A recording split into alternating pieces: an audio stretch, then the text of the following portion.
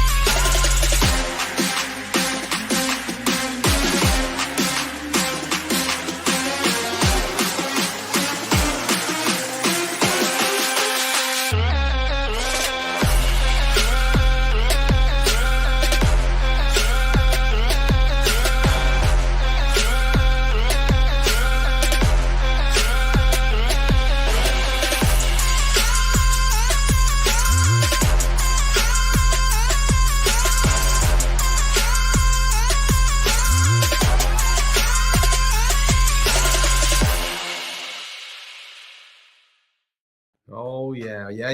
Good morning, everybody. It's 9 o'clock, right on a button, almost on the button. It's Thursday. Like Thursday is Friday. So today, kids, today, students, today, my friends, is the last day of the study week. We get tomorrow off. I'm going to party like it's 1999. Oh, yeah. Prince sang a song called 1999.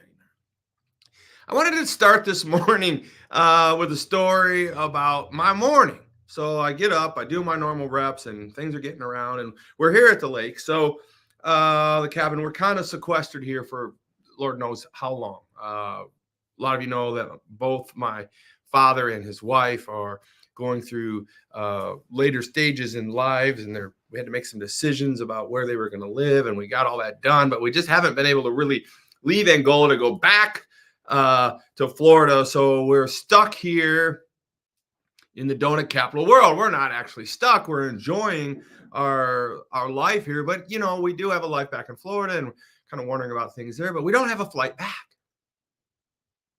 Like, I don't even have a flight scheduled to go back. Part of it's because clearly my father and the changes there.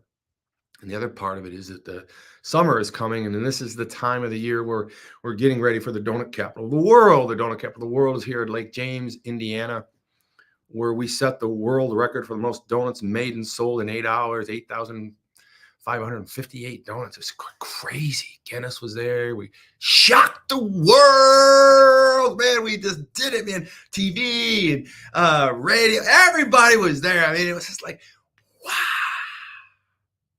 Amazing. 2022 changed everything. Sales have quadrupled. People are excited. We're glad to be the donut capital of the world, and we're ringing that baby. We're making a community out of it, and it's just amazing. It's a wired differently mindset, but it's a business of one of my 14 organizations, and it's like just probably the most. I have bigger companies, but this one, there's nothing like the family passion. I grew up making donuts. Tom is my father, and I started at literally 8 years old, washing dishes, making donuts. So we're here at Angola, Indiana. We're building for that, and a lot of exciting things going on. And so I just kind of, there's two things I want to tell you this morning. So my wife, we get up this morning, I'm doing my reps, going back to what I was talking about, and I'm trying to study, I'm studying. So she, for some reason, is starting to get up earlier.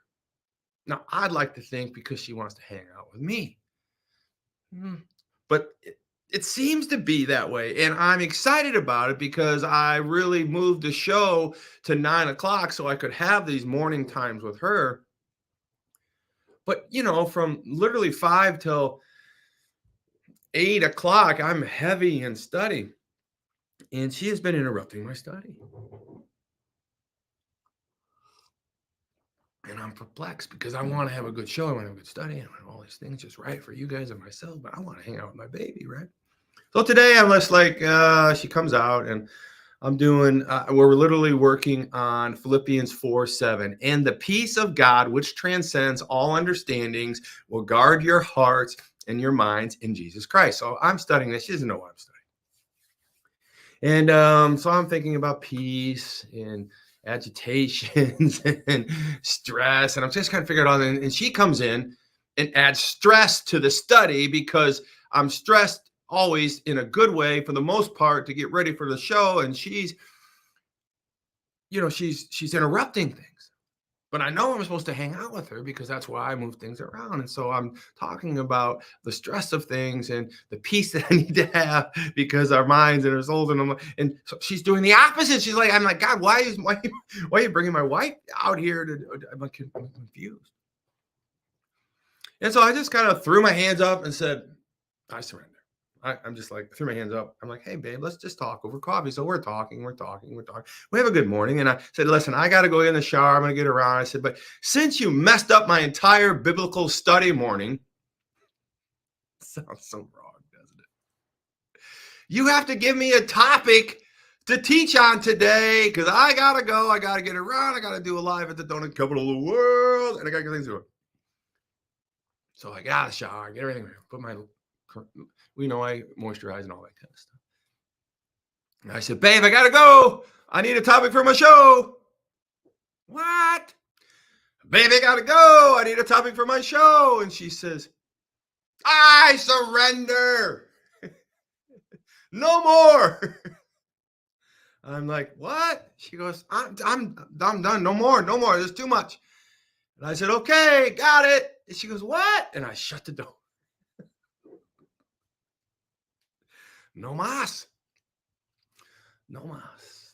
No more. It's too much. And I know what she's talking about. Because I was actually shooting a commercial 2 days ago over at the Donut Capital World, Lake James, Indiana, on the bridge, four corners there where Lake James and Jimerson converge to make the greatest two lakes the world's ever seen. At the Donut Capital of the world. And I had arguably my best friend, Chad, who's my social media manager. He's arguably my manager as well. He just doesn't wear the moniker. And we get along most of the time.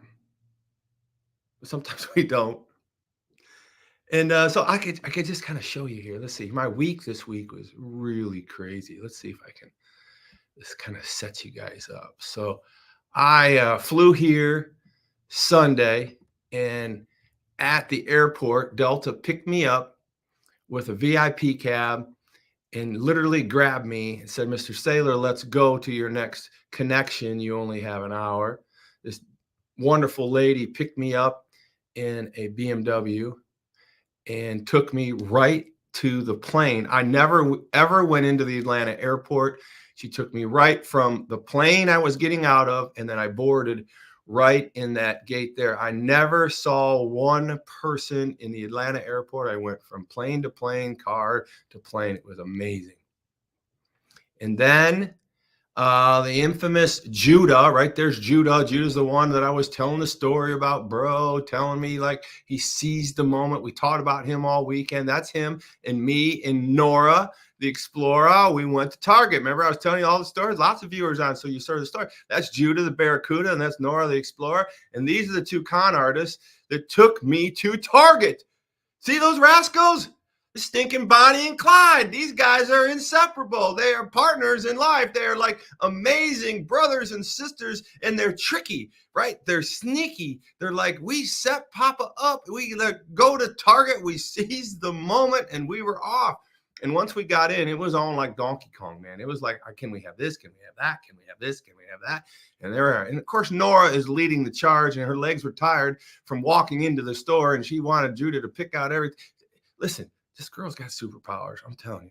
These grandkids got superpowers. This here is them on the way home with their toys that they tricked me into. They seized the moment, and Judah was exhausted. And if you can see Nora, she's got a little bit of a smirk on her face right there. And so this way, here we are. So we went to go see my father on the way back from the airport when my wife kindly picked me up, and we went there and we did some things. We saw my dad, and we went to dinner in Auburn at the new Roadhouse. Great time there. And I made a phone call to my buddy Chad.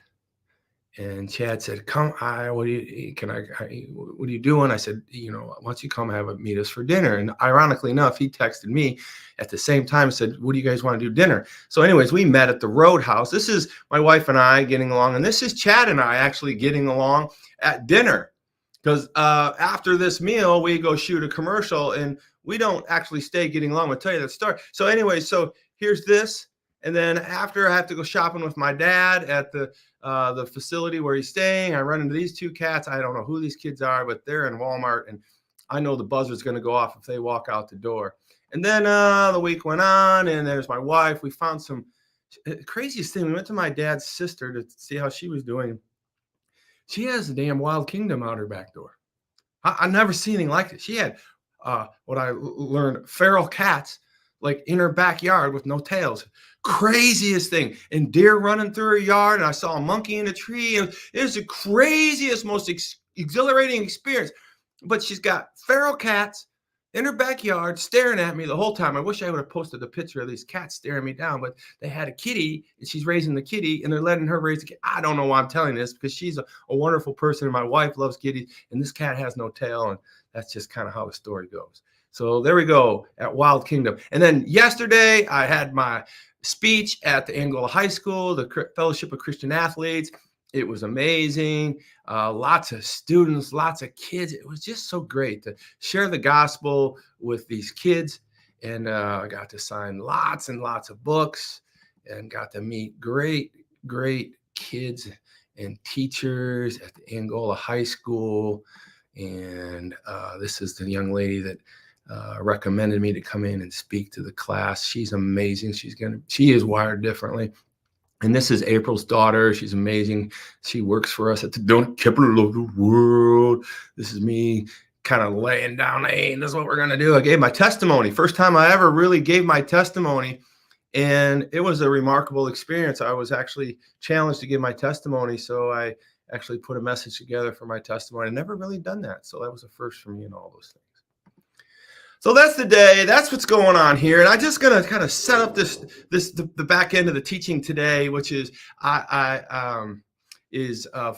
4:7. I apologize for that. And the peace of God, which transcends all understandings, will guard your hearts and your minds in Jesus Christ. Go back to my wife ruining my study time, and on the way out the door, I asked her for a topic, and she says, "I just give up. No more." And I said, "Okay, babe." I shut the door and I leave. And she goes, "What? The topic today is no mas, no mas. I surrender. This is all too much. It's just stupid." So we're shooting this commercial. Chad, my social media marketing guru, right? Social media 365. He's got it going on, right? He does a great job, and he's the problem with Chad is he's generally always right. So we're shooting this show, we're shooting this commercial for Fort Wayne TV, ABC, NBC, CBS for the Donut Capital of the World. We're the 15-week block party all summer long is the title of the series. And it goes from Memorial Day to Labor Day, 15 Saturdays straight through the summer. It's a remarkable thing we're doing. So we got to shoot this commercial. And I'm like, I want it to be right. He goes, it's got to be right. It's got to be perfect. So we get there. And I wasn't quite prepared. We didn't really have a complete script wrote to my own credit, to his own credit. But we're shooting this thing. And when we're shooting it on the bridge, cars are coming by like crazy, honking their horn, Donut out of the world. They're yelling things. And, "Hey, Todd, what's going on?" And Chad about falls off the sidewalk a couple times, which I thought was comical, but thank goodness he stayed up. But drones are going. I mean, it's pretty much chaos, to be honest with you. Not any real, like no mere mortal could cut a perfect commercial in the conditions that we were dealing with. I got a lapel on. I got a drone going on. I got him with 2 cameras. I got people zooming by in cars, honking, saying hi. You want to wave? You want to do these things? It is a little bit bedlam, right? It's a little bit chaotic. And here's the deal. So I wasn't getting my lines right. I got most of them right, but not like I wasn't getting it right. And I could see Chad, like, he's not, like, I think he's got the patience of not Job. I think he's got patience, but not of Job. And he's starting to get mad at me. And I'm like, okay, so now I can sense that he's getting mad at me. And I'm like, Chad, I need you to smile. I need some confidence. I need you to love me. Yeah. Get it right. I'm like, okay, I'll get it right. So he's starting to get it right. I'm like, I'm trying to get it right. And he's like, get it right. And I'm like, Chad, I'm trying to get it right. And then finally I don't get it right. And I'm doing all this, horns are honking, everything's going on. And all of a sudden, Chad says to me, he like looks right at me. And he says these words that lit me up. Preview.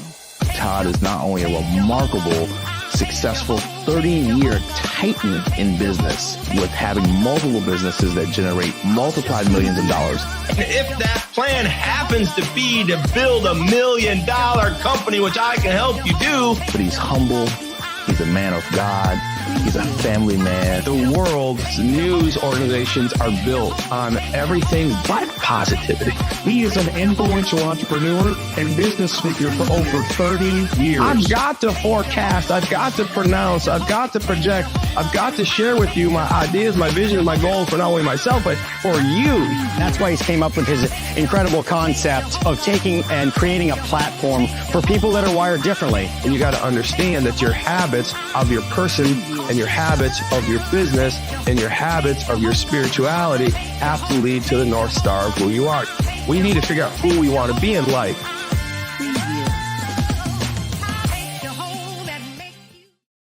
And he said these words that changed everything for the video shoot. We were fighting. The horns were honking. The cars were, everybody was happy. Everybody's the donut capital world except me because I couldn't get my lines right. And then my bestie's over there behind the camera and I could see the steam coming off from his head. Now he's going to deny all this. I'm not even going to look at the comments. He won't deny it all, but I am embellishing maybe a little bit. But he was pretty steady. He wasn't smiling, so I knew he wasn't happy. I knew I was screwing up. I knew I wasn't getting it right. It was on me, but he wasn't loving on me. I mean, it was like, I felt like he was saying, you're supposed to be professional. You get it right. I don't have all day, blah, blah, blah. He probably was. But what he said to me, finally, I was like, Chad, I'm going to get it. I'm going to get it. I'm going to get it. Okay. Try this, try that. He's trying to coach me, but his attitude was just spooking me. And I'm like, I get it. He goes, you know what? Maybe you'd be better with a teleprompter.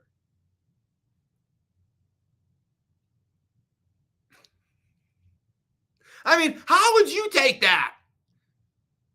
Right, bro? A teleprompter? Are you like saying, like, I'm not, like, I can't ad lib. I can't do a show. I can't get it right. I can't, like, I took a particular offense to it and I said something back to him I should have never said. I had to apologize, but we were in a fight. We're like on the bridge filming a commercial about the donut capital world, 15-week, all summer long block party that we're both excited about. We're both vested in. We're both partners in, and we're fighting.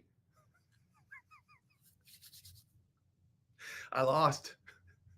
I lost because I got a message this morning. We have to reshoot the commercial. It's all over the place. We'll get it right. But like, it's one of those things where it's just like, no mas. I surrender. I don't want to fight with Chad. We got better things to do. We're buddies. We got better people to fight. I mean, how would you feel if someone said, maybe you're better off with a teleprompter? I mean, and in a way he said it too was, Chad, it was a little condescending. Now, what I said back was completely uncalled for. I apologized and asked for forgiveness in that regards, but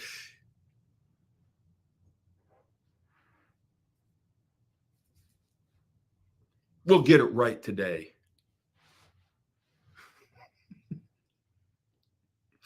So I walk out the door and my wife says, no more. And I'm like, okay, that sounds like a good title. Shut the door. She goes, what are you talking about? So no mas. And then ironically enough, Philippians 4:7 pops up, and the peace of God, which transcends all understandings, even Chad, will guard your hearts and your minds in Jesus Christ.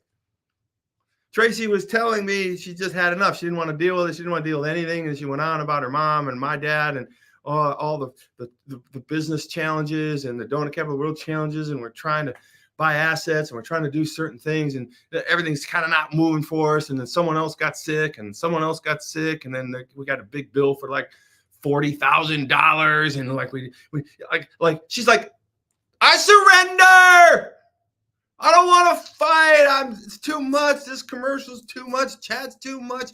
Not that he is, but the demands of Wired Differently are too much. Demands of the Donut Capital World are too much. Demands of PayServe are too much. The demands of these children, these grandchildren, except for Judah, the Barracuda. He sees them all. Everything, like it's all piling on. My dad's got dementia. And he's in a home. I mean, like if you look at it all that way and you see all that way, you're just like, no mas.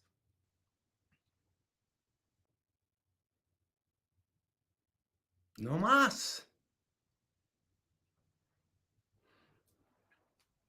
Roberto Duran made the word no mas famous. There's a whole book in my chapter in my second book called No Mas, and I teach on this idea of Wired Differently. People like you and I who really don't give up on things, but we really need to understand at some point we have to be like what Tracy's saying, and we have to do more like what Chad's saying. No more, start over.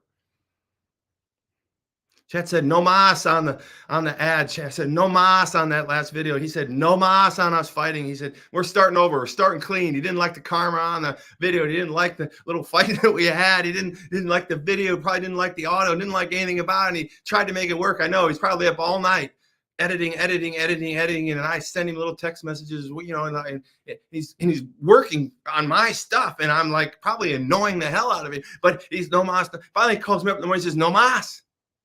Starting over. Tracy gets up this morning and says, what are you talking about a topic? No mas. I'm sick of this stuff. No mas. No mas. I'm like, I can't get this purchased. I can't make this happen. I can't make everybody happy. I can't solve the illnesses of the world. No mas. I mean, at some point, we just have to say no mas. Roberto Duran, one of the greatest fighters that ever walked the planet. He went to fight Sugar Ray Leonard to unify the greatest fighter of all time battle of, I think it was in the 90s or something. Maybe late 80s. It's all a blur to me, no mas.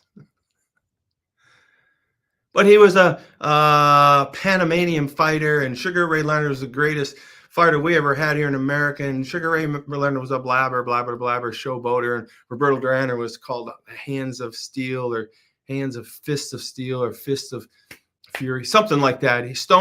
Hands of Stone. That was what he was called. And everybody thought Sugar would win, and everybody thought Roberto Duran would win, and blah, blah, blah, blah. And they went around, and sure enough, it was crazy. But Roberto Duran in the first fight, out of nowhere, beat Sugar Ray Leonard. And then for some reason, Sugar Ray Leonard came up with some excuses, talked some jab, and said he wanted a rematch, and they forced a rematch within 4 months. It was a very quick turnaround on the fight. And Roberto Duran was a young fighter. He wasn't really educated in the ways of the world as much, and he started partying like it was 1999. And Sugar Ray capitalized on that weakness, and they fought again. Biggest paying fight ever at the time. And all that to say is Roberto Duran was a poor fighter from Panama, and Sugar Ray Leonard was a rich, accomplished fighter in America. And the world wanted to see Sugar Ray Leonard win, but the world also wanted to see the poor kid from Panama City keep that crown. But he went out there cocky, a little overweight, and all of a sudden what happened was Sugar Ray had tricked him into the fight, tricked him into the psychology of losing the fight and all these things. Sugar Ray Leonard was beating this guy so bad psychologically, so bad mentally, beating him so bad with quickness and all the things going on, that sometime in the third or fourth round, Roberto Duran, the most famous fighter ever at that point, comes out and says, no mas. No more. And Sugar Ray stands there looking at him like, what do you mean? You're stopping? You're quitting? And Roberto looks right at him and says, no mas. And so the story goes, Sugar Ray wins by default, technical knockout, because Roberto Duran basically quit the fight, but he said, no mas, no mas, no mas. And my whole point to you is that sometimes we just have to say no more. I don't think Roberto Duran literally quit that fight. I know a friend of mine who knows Roberto Duran very well, and some of the things that he shared with me is that Roberto Duran could not make weight. And 1 or 2 weeks before all this, he took heavy diuretics like X-Lax. And what that does to your stomach is it turns you up and turns you up and turns you up. And then the day of the fight, the day before the fight, he had pounded some of those diuretics. And lo and behold, when he got to the fight, he wasn't feeling well, because if you've ever taken too many diuretics, you know that you feel awful. And Roberto Duran knew that there was no way he could win that fight. Roberto Duran knew that he was going to be pummeled. Roberto Duran knew that if he stayed out there any longer, he may very well just relieve himself on the entire scene there, because his stomach and the grinding in his body was just not his own anymore from the diuretics. And so I guess the story's a little awkward and wonky, but the bottom line is he had to make a choice of stopping for what was best for him. He had to make a choice what was best for him to stop and not go forward anymore, so he could literally come back and redeem himself at some time. And the story goes on that they do have a final rematch, and everyone's calling him a loser for a year or whatever it is, a quitter, blah, blah, blah. But Roberto Duran stayed his course, got back in shape, got off the diuretics, and got himself in a really great situation, went out and kicked ass and beat a bunch of people, and had the final rematch with Sugar Ray Leonard, and they fought again, and Roberto Duran was in his best shape ever, and he went in there and they fought all 15 rounds, and it was a split decision, but I believe they gave it to Sugar Ray Leonard. Those two hugged, and he went home a hero because he came back to fight another fight. And so as I kind of share this stuff with you today, I share this story of Chad saying, no mas, we're starting over, Todd. We fought the other day, and yeah, you're better with a teleprompter. Get over it, Todd. At least that day I'd have been better. I'm going to have a rematch today like Roberto Duran. We're going back out there on that bridge, and I'm going to show you, Chad, how I can do it. I can do it. I'll be the champion of the world. So Tracy says, no, ma. She just says, I can't do anymore. Chad says, we're not doing anymore. Roberto Duran says, we're not doing anymore. And it's okay. I don't think that's quitting. I think that's surviving. I was having a conversation with a friend I'm coaching, and just last night, and he's in a standoff with a man who's very prideful, very stubborn, and we know he'll burn the place down before he lets my friend win. And my friend wants to burn the thing down before he loses. And I just quite calmly asked him, I said, is it pride? Right? Because if it's pride, it's going to ruin your family. We need to understand there are times we need to stop. There are times we need to restart. And that is not quitting. Roberto Duran, if you look him up, will look like a quitter, but he, to me, wasn't a quitter. I'm proud of him. There's no way he was going to be able to. He would have quite arguably died and ruined himself reputationally for the rest of his life and never had a chance to come back and redeem him. I think he made a decision that was best for him. He stopped. He didn't quit. He stopped. And they both made a lot of money by handling it that way. I mean, the world loves the story even more now, the redeeming side of it. Tracy wants to just stop and start over, reset and start over and not look at all these things. And Chad's like, we're going to shoot this commercial over. We're not going to fight. We're going to get better prepared, right, Todd? We're going to get better prepared, right? And then God says in Philippians 4:7, ironically enough, he gives me this verse as my wife tells me, no more, I surrender on the way out the door. And the peace of God, which transcends all of Roberto Duran, all of Chad, transcends all of Tracy's challenges and problems, all my challenges and problems, right? All understandings. Like, God's peace transcends all of that and even more than we could even understand, and will guard your hearts and your minds in Jesus Christ. Now, I kind of feel like that's a cop out sometimes. People say, Todd, just give it to God. Just give it to God. You believe in God. Just give it to God. Oh, you're not believing enough, right? And I just want to close with the verse yesterday in Mark 9:24 that was so heavy on me. And that was when the man brought his son to be healed to the disciples, and the disciples couldn't heal him. And then Jesus came down from the mountains with John, James, and Peter. And Jesus saw all the commotions and the boy having a seizure and all that going on. And Jesus said, "What's going on?" The father says, "I came here to have my boy healed." And disciples couldn't heal him. And then he says, "If you can, would you please heal my son?" And Jesus says, "If I can, of course I can. I'm Jesus Christ, Lord and Savior. Of course I can, if I can."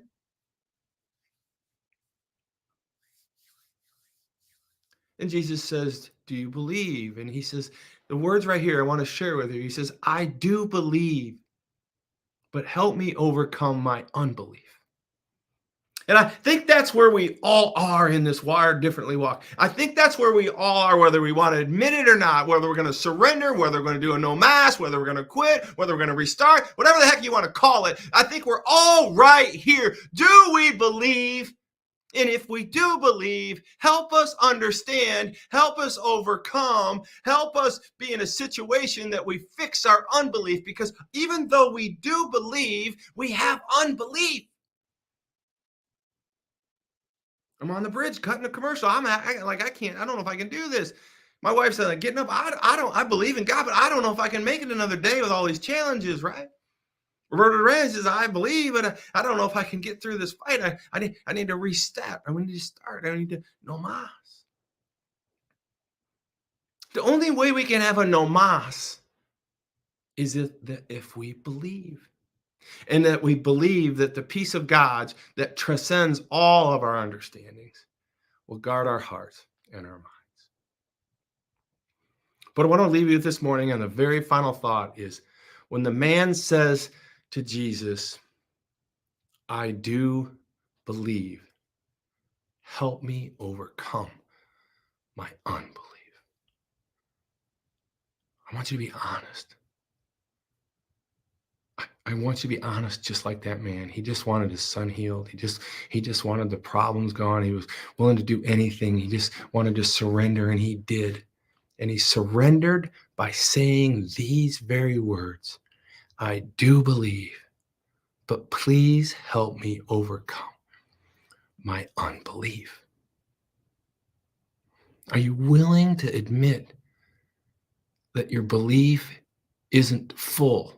Are you willing to admit that you need this gap filled? Are you willing to confess that you need help believing your unbelief can be resolved? Are you willing to say, "I do believe,